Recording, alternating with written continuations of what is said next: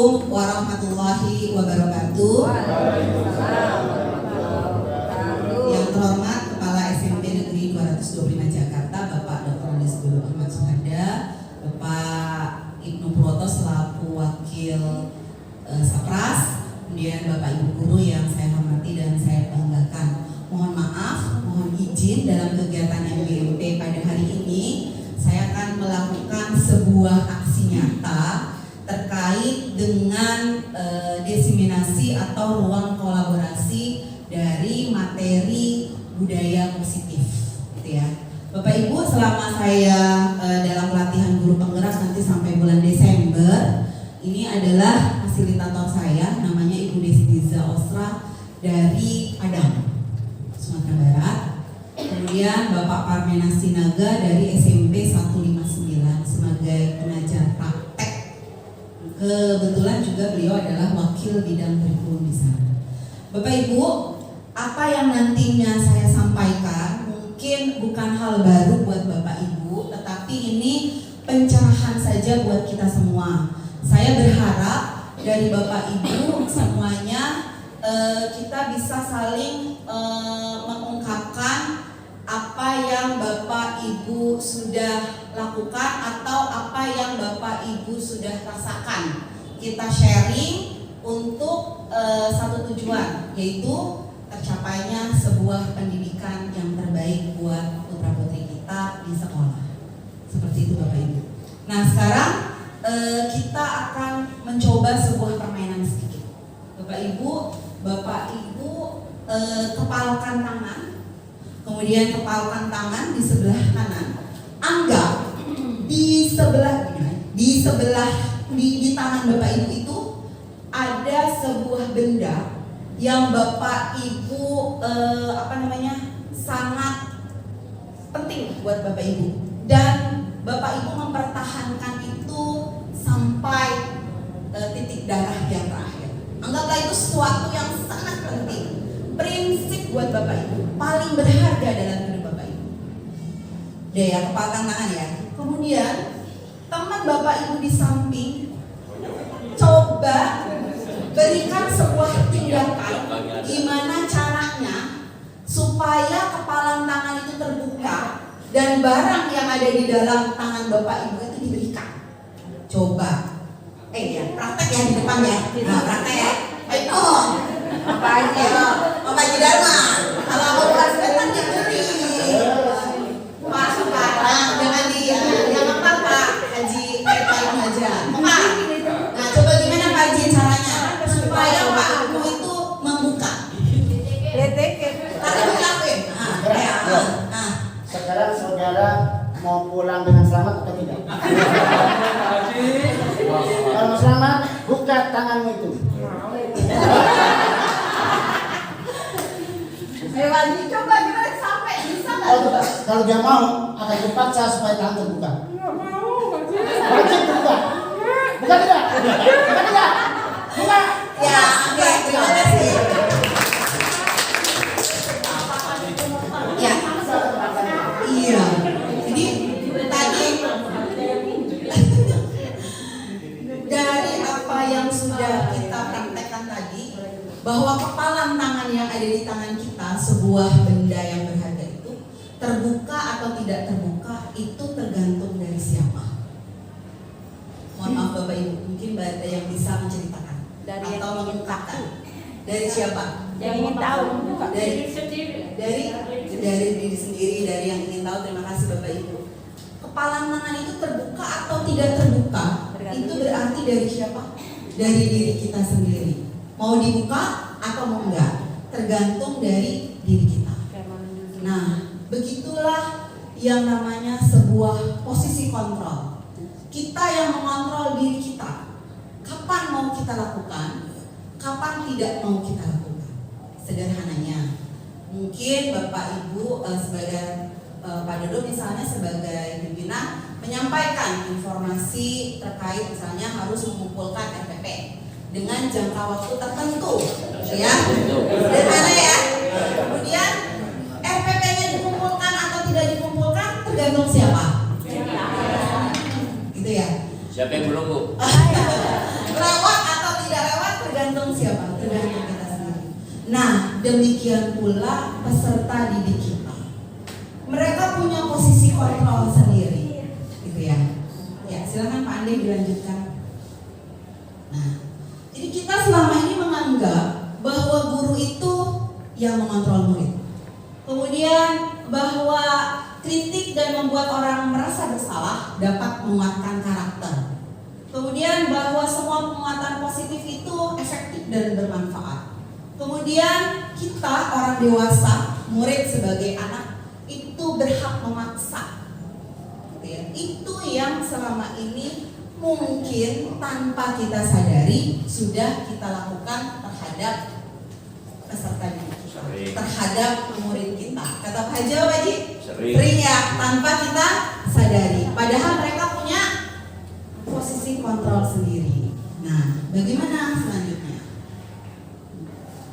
Nah, ini Bapak Ibu, siapa sih sesungguhnya yang memiliki kontrol? Gitu ya.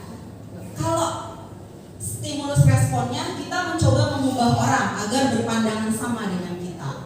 Kemudian kita menganggap perilaku buruk itu sebagai sebuah kesalahan. Orang lain mengontrol saya bisa mengontrol orang lain. Ini stimulus responnya. Ya, kita lanjutkan Pak Ande, diteruskan. Nah, Bapak Ibu mungkin tak terlihat, bisa diperiksa Pak Ande di yang atas. Ya. Ya, Bapak Ibu, ini saya hanya membuka saja ya. Nanti Bapak Ibu yang melihat bagaimana apa yang sudah Bapak Ibu ini dalam posisi seperti apa. Sebagai guru, Bapak Ibu, itu Goisen ya, seorang ahli pendidikan itu membagi posisi kontrol itu sebagai 5. Yang pertama adalah penghukum.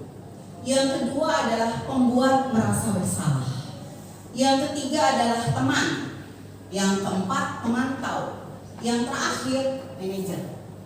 Ya, penghukum itu perbuatannya, gitu ya. Contoh perbuatannya adalah menghardik, menunjuk-nunjuk, menyakiti, menyindir.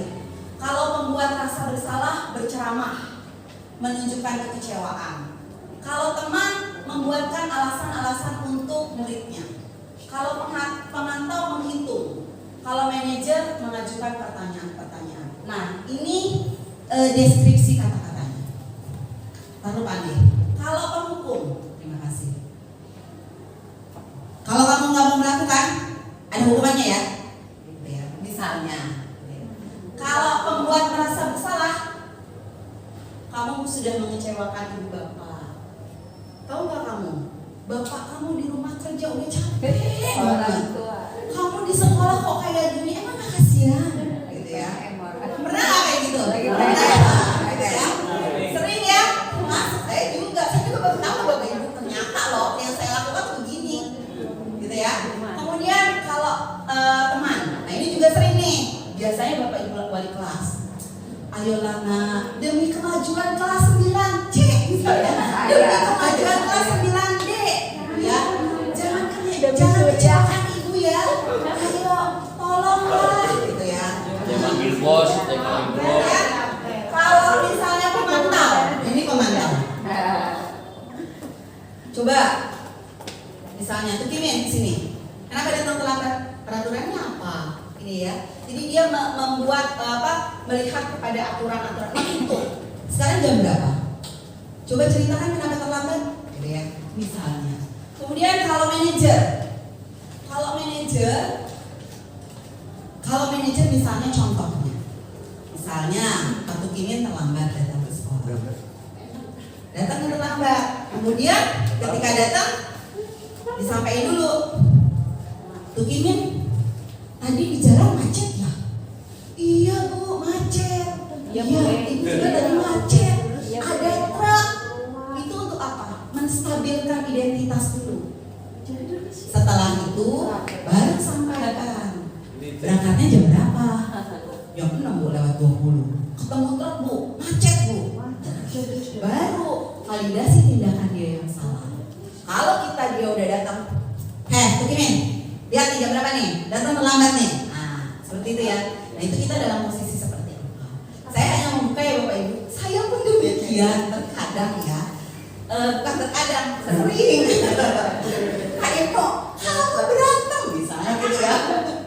Oke Bapak Ibu. Nah itu adalah posisi kontrol yang sering kita lakukan.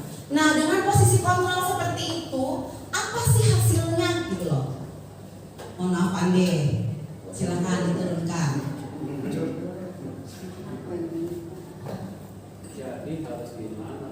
Diturunkan lagi. Ya terus Ande. Nah terus. Let's go. Ya yang di atas. Oke. Baik Bapak Ibu. Nah Bapak Ibu, tadi sudah kita bicarakan mengenai posisi kontrol anak, bahwa kita tuh punya apa namanya ya, punya kontrol terhadap diri kita sendiri. Kalau kita melakukan atau berposisi sebagai penghukum atau sebagai pembuat merasa bersalah, yang pertama, kalau penghukum, menurut Bapak Ibu, ketika besok dia melakukan sebuah perubahan, itu karena apa? Takut. Karena rasa takut. Karena ancaman. Dari dalam diri nggak? Belum tentu. Iya, ya belum tentu. Dilakukan karena rasa takut, dengan aturan, dengan ini. Berarti motivasinya adalah ekstrinsik. Kalau pembuat merasa bersalah, dia melakukan itu karena apa? Karena kasihan sama wali kelasnya, kasihan sama ibu bapak guru, kasihan sama orang tuanya di rumah. Bagus gak untuk hal-hal tertentu? Nantinya dalam jangka waktu yang akan datang, itu akan menghasilkan sesuatu yang tidak baik. Kenapa? Karena apa yang dia lakukan bukan datang dari dalam diri. Perubahannya tidak dilakukan dari dalam diri, tetapi dilakukan karena motivasi yang ada di luar. Contoh juga, kalau penghukum kira-kira, jadi Bapak Ibu berpikir, dulu saya juga digituin, saya juga ngerasain ke depan nggak mungkin tugas tangan, ceplet, gitu ya. Kemarin, ya ada yang keliling kelas, saya minta maaf misalnya, bisa saja Bapak Ibu 10 tahun yang akan datang, ketika anak Bapak Ibu sekarang menjadi guru, maka dia akan melakukan hal yang sama. Begitu seterusnya. Maka perubahan dalam dunia pendidikan, melakukan sesuatu dari dalam diri itu tidak akan tercapai. Seperti itu. Baik, kita lanjutkan Bapak Ibu. Dan ini tadi disiplin. Nah ini Bapak Ibu yang sering kita salah artikan. Disiplin itu asli katanya adalah disiplina, belajar. Tapi kalau kita berpikir adalah aturan. Baik Pak Ande, silakan dilanjutkan. Nah ini teori motivasi perilaku manusia. Ya. Jadi motivasi itu ada eksternal, ada internal. Nah yang Bapak Ibu pikir, misalnya sederhana, mohon maaf, memberikan hadiah. Ada sebuah pernyataan, penghargaan itu merupakan sebuah hukuman. Ayo, yang bisa permen nih, yang bisa beng-beng nih, gitu ya. Melakukannya itu dari mana? Karena apa? Karena imbalan. Dari dasar diri nggak? Gitu ya. Nah, dikhawatirkan ya setelah 10 tahun dia begitu terus menerus, maka itu akan terpupuk. Dia bisa melakukan sesuatu, mengerjakan sebuah perbuatan yang baik karena ada imbalan. Karena takut hukuman, bukan motivasi dari dalam diri sendiri. Seperti itu. Nah, kita lanjutkan. Ya, ini udah mau terakhir. Nah, Bapak Ibu, kita kan ada aturan ya di sekolah. Ada tata tertib nggak? Tata tertib itu siapa yang membuat? Warga sekolah ya, Pak Haji. Anak murid ikutan. Nah itu dia ya. Belum ya Bu, Pak, belum sampai ke situ. Nah, Bapak Ibu, dalam perubahan paradigma pendidikan, pemerintah itu menginginkan, bukan pemerintah ya, dasarnya pendidikan itu menginginkan perubahan itu dilakukan oleh peserta didik atau murid melalui motivasi internal dari anak itu sendiri. Gitu. Kita lanjutkan Pak Ade. Ya. Nah, untuk mendukung motivasi intrinsik, berarti motivasi dalam diri, kita harus kembali ke nilai atau keyakinan-keyakinan yang lebih menggerakkan. Saya melihat di kelas 9B kemarin ada yang namanya perjanjian kelas. Ya Pak Ade ya. Perjanjian kelasnya dibuat sama siapa? Saya dan anak-anak. Ada komunikasi? Ada ya. Gitu. Oke. Nah, nanti Bapak Ibu, apa sih perbedaannya antara keyakinan dengan peraturan? Kalau keyakinan berarti dari dalam diri sendiri. Mohon dilanjutkan Pak Ade. Nah ini. Dihukum oleh penghargaan. Penghargaan itu menurunkan kualitas. Penghargaan mematikan kreativitas. Penghargaan mengurangi motivasi intrinsik yang tadi sudah saya sampaikan. Dilanjut Pak Ande. Ya. Nah ini antara hukuman sama konsekuensi. Lambat. Di lapangan catat ya 100 kali. Saya tidak akan terlambat lagi besok. Namanya apa? Hukuman. Gitu. Nyoret-nyoret kertas temennya digantiin, namanya konsekuensi. Ya. Kita lanjutkan. Nah, Bapak Ibu, ini kenapa seperti itu? Kenapa perlu ada perubahan dalam dunia pendidikan? Hukuman Bapak Ibu itu menyakitkan. Menyakitkan buat siapa? Buat semuanya. Coba kalau kita marah-marah, sakit gak? Badannya pada sakit ya. Kalau marah-marah kan, ya nggak? Menyakitkan juga buat anak. Sakit dalam jangka waktu yang lama. Membenci kedisiplinan. Waduh, besok sekolah masuk tepat waktu lagi. Waduh, ketemu guru piket itu aspek gitu. Gitu ya. Kan yang diinginkan, yes, besok sekolah asik, datang tepat waktu.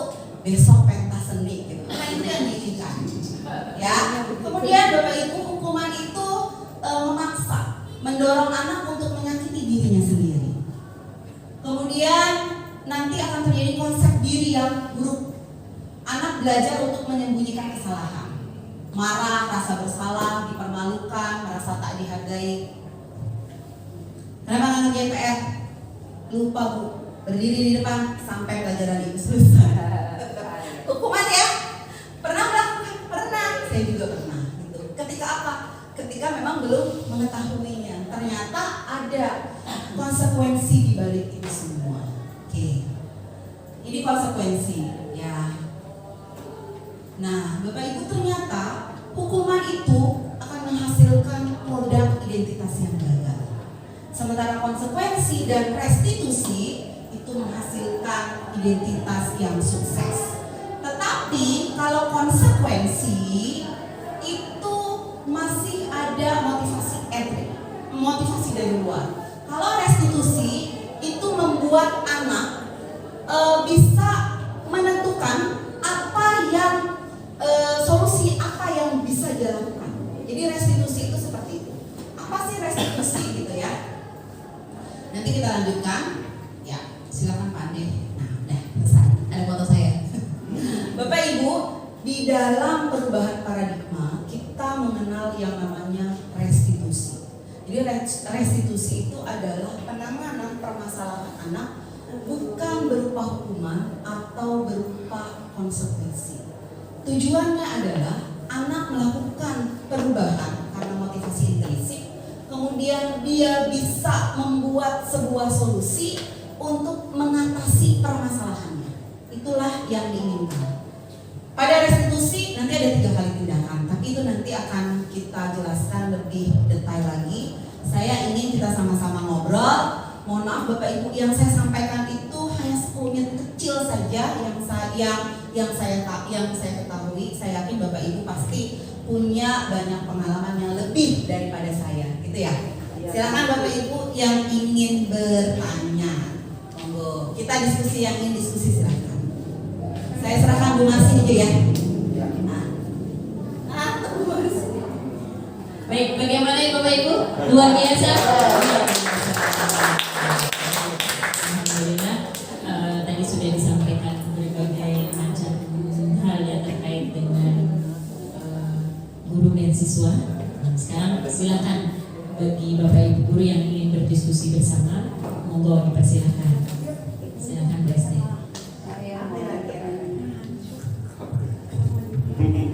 Assalamualaikum warahmatullahi wabarakatuh. Waalaikumsalam warahmatullahi wabarakatuh. Terima kasih pencerahan, terutama untuk saya pribadi. Jadi saya juga merenung, saya introspeksi diri, yang mana mungkin teman-teman juga mengalami hal yang sama. Sekiranya 31 tahun mengajar, ujian kesabaran adalah tahun ini. Benar banget. Kelas 9. Luar biasa. Jadi sampai saya mengalah. Mengalah bukan berarti saya kalah ya.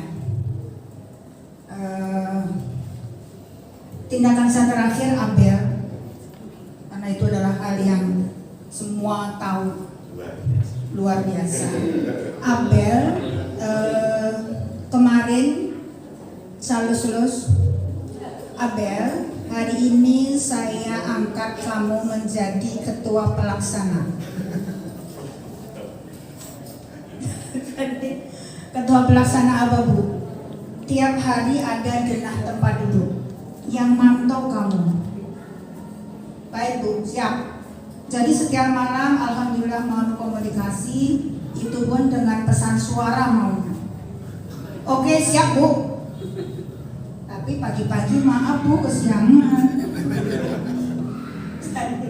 Tapi alhamdulillah mau artinya saya menilai masih ada harapan, artinya tidak melawan, artinya saya masih percaya anak-anak ini masih mau, artinya sedikit dibentak dan dielus-elus pun insya Allah ya. Ferdi dan Evan dihukum, bukan nggak tahu, makanya ini saya tadi entah hukuman antara restitusi dan apa tadi satu ya Bu Sunda. Saya harus seperti apa? Kadang sambil masak mikir. Luar biasa. Jadi apa malam-malam pulang sekolah suami sambil nanya, kok tumben tiduran gitu. Apa tugas sekolah banyak? Tidak. Padahal dalam hati saya Abel. Malam-malam anak ini komunikasi karena nggak mau WA dia, maunya pesan suara. Artinya suami saya tahu anak ini yang menjadi ini. Artinya saya tidak akan menghukum. Sama juga kelas 9G 6 orang biang keladi kemarin, ayo saya bilang itu kan, saya nggak marahin. Mau suruh mikir nggak ngerti, dia suruh mikir apa nggak ngerti. Suruh diskusi, temannya diskusi dan resisten dia sama sekali. Saya pesen untuk Pak Ibnu, pesen benar nih. Tolong meja yang ada di 9G yang bisa dikelupas tolong keluarkan Pak. Karena idenya brilian banget tuh. Are dan kawan-kawan. Udah bawa karet dari rumah sama kertas digulung-gulung dicepret-cepretin udah sembuh. Ada peluang meja bisa dicepretin kelupas dilempar-lemparin lagi. Itu ya. Jadi saya sama gitu, sabar Arel lagi. Jadi pertanyaannya bukan curhat, artinya solusi. Memang saya gini, Bismillah doakan ibu nggak akan marah, tidak akan marah. Karena senjata tarikan misalkan kamu rame atau telinga saya akan tutupi 2 jam juga saya mau. Jadi karena anak ini sebenarnya mancing ke kita, ternyata setelah ditelusuri dari rumah memang seandainya saya jadi si A sebagai anak itu, mungkin saya juga akan lebih kali ya. Ternyata anak ini benar-benar mengalami hal yang luar biasa di rumah dan di sekolah dia tempatnya pelampiasannya. Itu setelah saya ketahui, oh kondisi rumahnya seperti ini, maka saya nggak marah karena mungkin seperti itu terjadi pada saya, mungkin saya juga akan di sekolah lah. Jadi mohon, jadi karena ini adalah bersama-sama, terutama untuk menggolkan kelas 9, terutama ini luar biasa. Jadi antara hukuman, restitusi dan segala itu mungkin saya diberikan apa ya? Mungkin batasan ya. Dikatakan hukuman, ya tapi anak ini kalau nggak dihukum sedikit lonjak gitu. Ya terutama yang mengajar di kelas 9 FGH mungkin banyak tolonglah ikut berbicara untuk menangani bersama-sama ya, bersama-sama supaya anak-anak ini menjadi anak yang baik dengan tidak dihukum. Ya terima kasih. Mohon kerjasamanya. Apakah ada tim guru kelas 9 supaya membicarakan anak-anak yang notabene ada sekian? Itu Pak Mus yang punya datanya. Itu aja Bu sini. Jadi maunya anak seperti apa supaya kita mengajar itu nyaman dan anak mungkin kita tidak mengerti apa sih mau gitu. Urusan nilai itu saya nggak ngerti urusan berapa, yang penting kamu nanti lulus gitu aja. Sampai saya apel kelompok itu, nih kamu nulis nyalin aja nyalin, udah saya nggak ngerti nyalin aja karena menulis udah belajar itu. Ya intinya kan itu nanti pasti lulus, tapi prosesnya kelakuan ini yang harus kita bina. Itu saja, terima kasih. Mudah-mudahan terutama yang ajar kelas 9F kuat semua. Amin. Terima kasih. Assalamualaikum warahmatullahi wabarakatuh.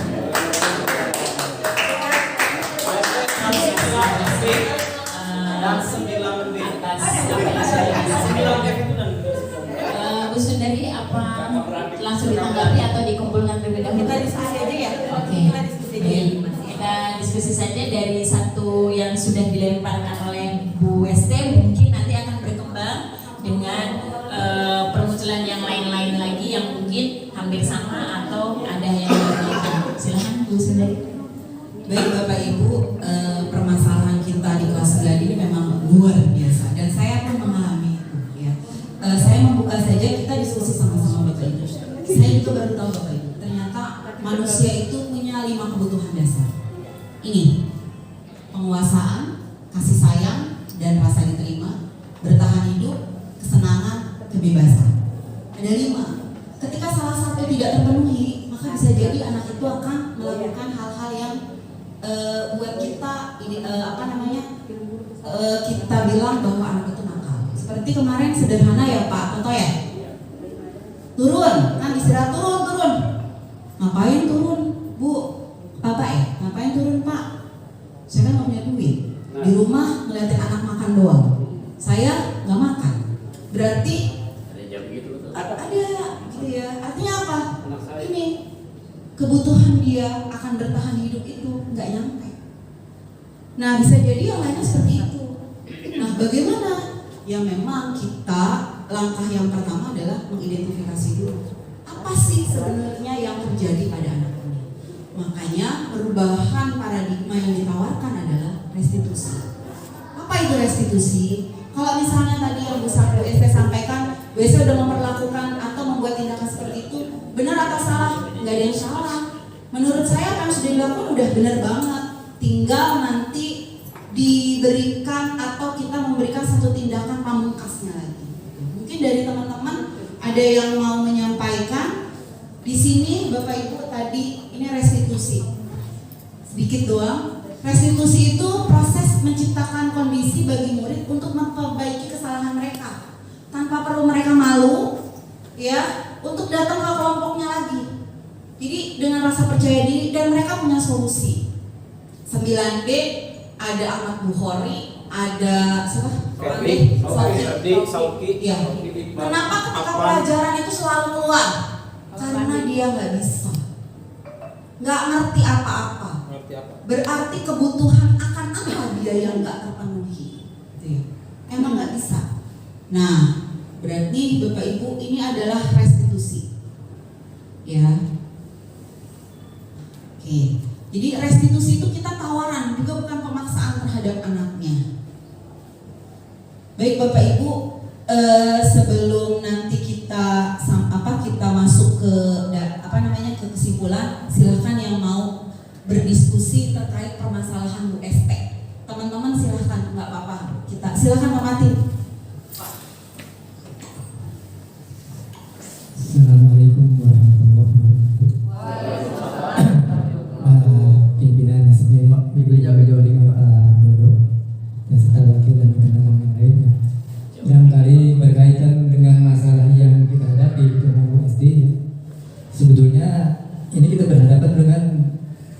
siswa-siswa yang barangkali notabene sama dimanapun. Bahkan saya kemarin main di pesantren pun kadang itu anak kalau mau sholat digugurin dulu anak seniornya. Tuh ada orang khusus yang ditugaskan untuk harus sholat dia lari-larian di dalam masjid. Ya sebenarnya saya mengambil kesimpulannya bahwa dimanapun seusia ini kan anak puber yang dia ingin pertama mencari identitasnya, mencari identitas. Nah masalahnya sekarang kita bagaimana memahami dia dan dia paham kita. Sebetulnya kuncinya di situ. Bagaimana dia memahami kita dan dia memahami kita memahami dia. Itu kuncinya. Kalau memang dia paham dengan orang dewasa mungkin agak sulit ya karena dia memang usianya masih dalam masa labil. Nah kalau mungkin kita orang dewasa jadi bisa memahami dia. Nah ini masalahnya kan untuk mensinkronkan antara satu dengan sama dengan satu itu mungkin nonsen ya. Karena hanya barangkali secara teori ya, memang seperti itu ya. Tapi secara prakteknya yang mungkin barangkali saya punya ya istilahnya mungkin pemikiran yang mungkin untuk mencapai istilahnya 100% mungkin agak berat untuk mencari antara pemahaman antara siswa dengan gurunya dia paham, guru paham dengan siswanya itu agak sulit ya. Ini barangkali memang di sini memang kita diminta ya kesabaran ya sebagai guru. Ya seperti kemarin saya waktu di masih di tempat lama ya kemarin ada saya orang tua saya telepon ya, ini anak gak pernah hadir ya. Pernah hadir saya cerita ini kan bu itu sekolah udah gratis semuanya gratis fasilitas diberikan ya. Sampai ada kakaknya marah-marah kok bapak waktu itu bilang gitu kok gratis. Saya nggak suka saya bilang ngomong gitu sampai mendatang ke sekolah. Saya bilang saya juga dalam kondisi kurang sehat pak. Saya cerita begitu ya. Kemudian ibunya memang sedang sakit itu lagi stop juga dia. Hanya belum lama itu meninggal sampai saya juga datang ke sana. Sampai anaknya terus sudah pernah ketemu untuk anaknya. Ya anaknya ya udah diberi pemahaman ya sampai begini-begini itu aja. Ternyata habis ngomong gitu besoknya pergi ke Jogja 2 minggu. Gak balik. Pas ujian baru masuk. Ya kita ada sewa tuang ya. Kata Pak teman ya udah lah ya itu teman kita sabar aja kan. Memang untuk menyelesaikan solusi ya ini ya saya tidak pesimis ya. Berarti kita yang sebagai manusia biasa di satu sisi, tapi di sisi lain memang kita ada profesi gurunya ini kadang-kadang orang menganggap kita sebagai profesi guru bisa serba mampu. Yang barangkali itu yang dapat saya sampaikan. Mungkin lebih kurangnya saya mohon maaf. Assalamualaikum warahmatullahi wabarakatuh. Silakan Bapak Ibu ada lagi yang ingin menyampaikan? Silakan Pak Haji.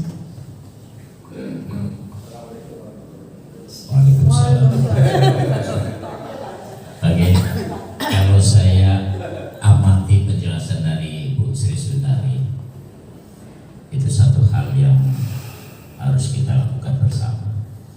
Dalam ilmu manajemen ini ada istilah manajemen stres, ya, manajemen stres atau kelola stres. Jadi kalau apa yang tadi disampaikan oleh Bu ST itu kasuistik, bagaimana solusi kita memecahkan permasalahan seperti itu. Dan memang sangat-sangat sulit kita menghendaki satu ideal di dalam menciptakan satu paradigma yang baru, mindset yang baru, budaya apa tadi positif. Dan semenjak kita mengajar mungkin banyak yang kita lakukan budaya negatifnya. Karena kita tidak tahu dari hal itu. Kita hanya berharap anak berubah. Nah, cuma cara solusi kita membentuk anak berubah itulah yang kita belum tahu. Nah, apa yang disampaikan Yusuf itu sudah sangat. Itu diawali dari karakter dari keluarga. Diawali dari keluarga. Tadi begitu heterogennya permasalahan-permasalahan yang dihadapi oleh anak. Kemudian kita begitu juga dengan diri kita dengan satu keragaman dari budaya asal usul kita tentu membawa perubahan yang berbeda. Nah, tuntutan daripada budaya positif di sini adalah ayo bagaimana kita mengawali, dari mana kita memulai agar siswa berubah, kita juga berubah gitu. Awalnya dari mana ini? Karena permasalahan-permasalahan yang kita hadapi sangat-sangat sulit. Kita ingin mengharapkan anak itu berubah sangat sulit. Walaupun sudah dikasih dan sayang, tidak pilih kasih sayang. Kita sudah berusaha begitu. Ada yang pakai diberi apalah istilahnya hadiah dan segala macam dengan harapan terjadi perubahan. Pertanyaan yang ingin saya sampaikan, kapan kita akan memulai perubahan baru ini? Ya, tentu dari perubahan diri kita, kemudian bagaimana kita bisa memotivasi kepada orang lain agar bisa berubah yang sesuai kita kehendaki, tuntutan dengan kebudayaan positif ini tadi. Nah, oleh karena itu, mari teman-teman, kalau memang ini ingin kita kembangkan, berarti kita harus ada satu konsekuensi apa yang tadi sudah sampaikan. Saya pernah membuat di dalam kelas itu ada istilah komitmen kelas. Dulu saya pernah, waktu itu ada komitmen kelas, dan komitmen kelas itu yang membuat adalah anak sendiri. Ayo, kalau misalnya ada pergantian guru mengajar, ada yang terlambat, gimana? Hukuman, dan selalu ada hukuman di situ, karena itu peraturan bukan keyakinan tadi, apa yang kata Gus. Tapi setelah kita tahu keyakinan, berarti harus diubah. Perkataan itu harus diubah, komitmen itu harus diubah. Nah, komitmen kelas, kalau tadi Pak Ande namanya perjanjian kelas, itu sama, tuntutannya sama, bagaimana menciptakan kelas itu kondusif itu, ya. Jadi saya kira itu pada teman-teman, kapan kita akan memulai, kapan kita akan menjadi satu konsekuensi kita, ya, agar kita satu kata, satu bahasa, satu gerakan, sehingga mengubah mindset diri kita juga mindset pada orang lain. Terima kasih. Assalamualaikum warahmatullahi wabarakatuh. Waalaikumsalam warahmatullahi wabarakatuh. Silakan Ibu Sundari memberikan kesimpulan. Bapak Ibu, kita masuk kesimpulan saja. Terima kasih banyak dengan masukan-masukannya, luar biasa. Perubahan itu harus kita awali dari diri kita. Bapak Ibu, perubahan paradigma untuk mencapai budaya positif itu ditawarkan sebuah solusi, yaitu restitusi. Nah, dalam restitusi itu ada 3 tahapan tindakan. Yang pertama adalah menstabilkan identitas. Yang kedua adalah memvalidasi tindakan yang salah. Yang terakhir adalah Bismillahirrahmanirrahim. Assalamualaikum warahmatullahi wabarakatuh.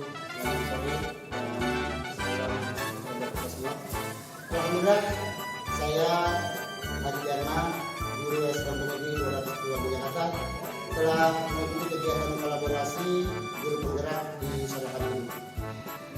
Apa yang telah disampaikan oleh narasumber kita itu Bu Sri Sundari dan bentuk pendidikan yang harus dilakukan oleh seorang guru kepada anak-anaknya, dan ini merupakan pembelajaran yang sangat berharga. Dan baru diketahui bahwa ada 3 aspek, yaitu hukuman, kemudian restitusi, dan satu lagi adalah bentuk konsekuensi. Dan dari ketiga aspek ini ternyata memang banyak sekali guru yang baru memahami apa itu hukuman, kemudian apa itu restitusi, dan juga apa itu konsekuensi. Nah, terima kasih banyak kepada Ibu Sundari yang telah memberikan pengalaman berharga, khususnya buat saya pribadi. Ternyata memang hal-hal yang selama ini dilakukan oleh para guru itu luar biasa dan sangat perlu perbaikan dalam hal terutama memberikan karakter kepada anak-anak yang lebih baik lagi. Dan hal ini merupakan pembelajaran yang sekali lagi sangat berharga dan perlu dikembangkan agar para guru mengetahui apa itu hukuman, apa itu konsekuensi, kemudian apa itu restitusi. Dan sebagai ungkapan rasa terima kasih kepada Ibu Sundari yang telah menyampaikan kolaborasi pada hari ini, dan mudah-mudahan apa yang tersampaikan menjadikan para guru memahami khususnya pribadi agar apa yang kita lakukan pada siswa atau pada murid senantiasa memberikan yang terbaik dan pembelajaran yang terbaik, sehingga hasilnya pun akan kembali kepada siswa dengan hasil yang baik. Dan selamat kepada Bu Sundari, semoga apa yang tersampaikan memberikan solusi yang terbaik untuk jadi penggerak yang lebih hebat dan luar biasa, khususnya menjadikan SMK Negeri 202 Kota yang lebih baik lagi. Terima kasih. Wassalamualaikum warahmatullahi wabarakatuh.